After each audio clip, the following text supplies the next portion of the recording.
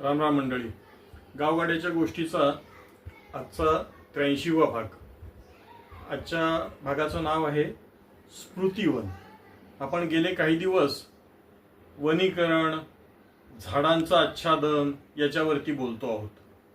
असं म्हणतात की पर्यावरणाच्या दृष्टीने जो काही महाराष्ट्राचं एकूण क्षेत्रफळ आहे त्याच्या 33% भागावरती वनराई असली पाहिजे, झाडांचं कव्हर असलं पाहिजे. प्रत्यक्षात एका अंदाजानुसार आज मितीला फक्त 20%च क्षेत्र हे जंगलांनी आच्छादलेलं आहे असं एक शासकीय अंदाज सांगतो. आता प्रश्न मग हा येतो की आपण जंगलं वाढवायची कशी, झाडांमधली मर रोखायची कशी.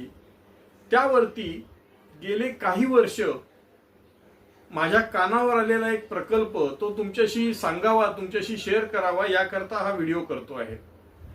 पुण्यामध्ये इतरत्रही काही ठिकाणी स्मृतिवन या प्रकारचं एक वनीकरणाचा प्रकल्प राबवला जातो. यामध्ये संकल्पना अशी असते की एखादा गट असतो, तो वनीकरण करतो, त्याच्या विशिष्ट जागेवरती ती झाडं जगवतो आणि तो आवाहन करतो की तुम्ही ही झाडं दत्तक घ्या.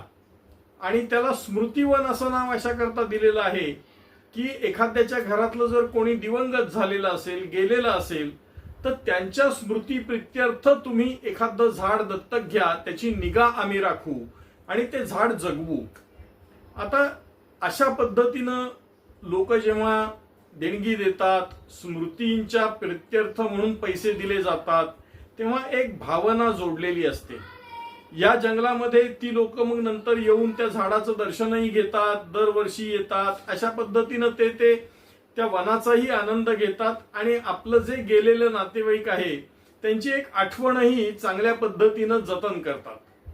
हा भावनेचा प्रश्न असल्यामुळे या प्रकल्पांशी त्यांच्या भावना जोडल्या गेलेल्या असल्यामुळे प्रकल्प यशस्वी होण्याच्या शक्यता वाढतात.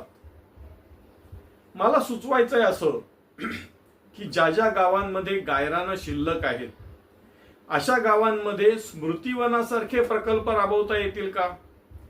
त्यामुळे काय होईल की वनीकरण जे करायचं आहे त्याच्याकरता लागणारा खर्च आहे तो आपसूक अशा मंडळींकडनं आपल्याला एकत्र करता येईल आणि त्या रकमेचा विनियोग करून वनीकरण जर केलं तर योग्य तो खर्च केल्यामुळे तिथे झाडांच्या जगण्याचं प्रमाण वाढेल.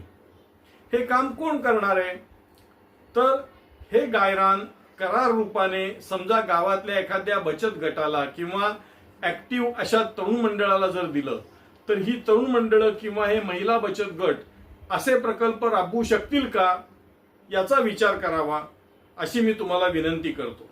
हा व्हिडिओ आवडला असेल तर लाईक करा, शेअर करा, सबस्क्राईब करा. धन्यवाद.